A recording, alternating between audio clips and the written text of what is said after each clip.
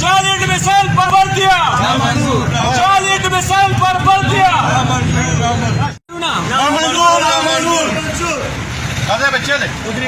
जाली भर्तियां बगैर द मुमन्ना न भर्तियानी बगैर द मुमंदो न भर्तियानी मुमंदो न अलावा भर्तियानी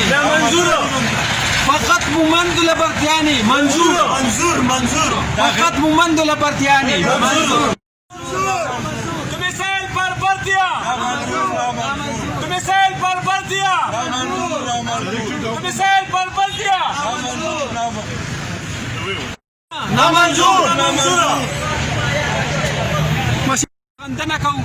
دا یو مضموم عمل دی او دا چې دی په دلته چې دی داسې خلک خاصدارو کې راشي په دې هغه کې په دې پولیس والا کې داسې خلک زیات دي چې خلک په تعصب باندې دلته اف آی آر نه کوي ورنه دا خبره د اف آی آر لایقه نه وه دا خبره د اف آی آر جوړه نه وه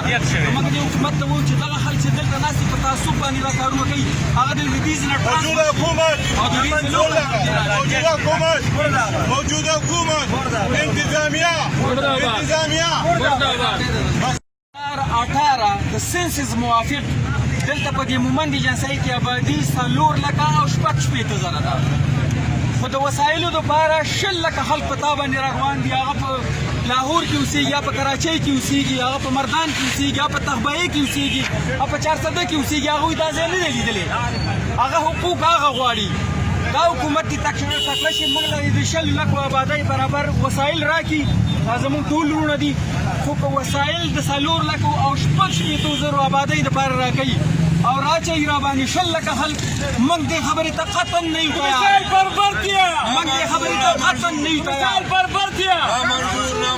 د وسایل پر برتیا کوم خلک چې په مومند ایجنسۍ کې اوسېږي د هغوی شناختي کارت 21407 دی یا 214 دی دغه خلکو ته د نوکرۍ میلاویږي دا نور ټول د 400 دي چې چا چې شناختي کارت 400 دی دا شناخت دی د هغوی دویم ډومیسایلونه پسې دی هغوی ته داسې سبق ویلي خو ډومیسایلونه یې دي که نه موږ دغه خبره حکومت ته مخې کوو چې ته د دوی ویریفیکیشن وکړه د دوی سینسس بنیاد باندې وګوره چې د خلکو سینسس کوم ځای کړی دی چا چې سینسس کوم ځای کې وکړو هغه د خپل حقوق دغه ذلې نه غواړي چا چې په مومندو کې سینسس کړی دی أعوذ بالله من الشيطان الرجيم بسم الله الرحمن الرحيم ګرانو ملګرو عزیزانو ځوانانو السلام علیکم څنګه چې تاسو ته معلومه ده چې نن لږه مخکې موده د سی اف سی او په دې محکمو کې نان لوکل خلک برتي شوي د هغې خلاف دلته ځوانانو او مشرانو احتجاج وکړو درنه یې وکړه په هغه ټیم کې چې کوم دی د ضلعي انتظامیه او خاص کر د اکاونټ انتظامیه چې کوم دی د هغوی خلاف اف آی آر وکړو نن هغه خلک په جیل کې دي او د هغوی بي بي اې کینسل شوله هغوی جیل ته لاړل هغوی ناروا او زیاته خبره نه ده کړې هغوی چې کړې ده د دې پاکستاني او د دې خاورې د ولس د ځوان دپاره یې خبره کړې ده چې دلته کې چې د دې خاورې د دې ځمکې سړی چې کوم دی چې مشکل ته تېر کړی دی تکلیف ته تېر کړی دی سختې ته تېرې کړي دي توره سپوره ته خوړلې ده دا انسرجنسي په نوم باندې جنګ ته لړاو کړی دی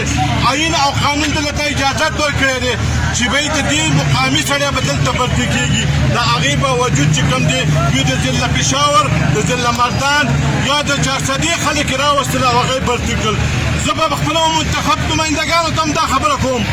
که هغه د صوبې ممبران دي که د قومي اسمبلۍ ممبر دی او که په سلټ کې ناست دي چې نن وګورئ ستاسو د ولس ځای په ځای باندې په احتجاج دی په مختلف شکلونو کې په مختلف طریقو کې مشر په احتجاج دی ځوان په احتجاج دی ګوران کورونو والا په احتجاج دي آی ډي پیس په احتجاج دي څومره چې دي په ټوله قبایلي سیمه کې چې کوم دی یو شوش دی یو خفګان دی یو وابیلا ده یو خفګان دی یو وابیلا ده د دې باوجود چې کوم دی موږ به دا ګوته خامخا اوچتوي زما وروڼه پرې خبره کېږي چونکې دا حکومت د ټس نه مست نه اخلي چونکې دا سلیکټډ حکومت دی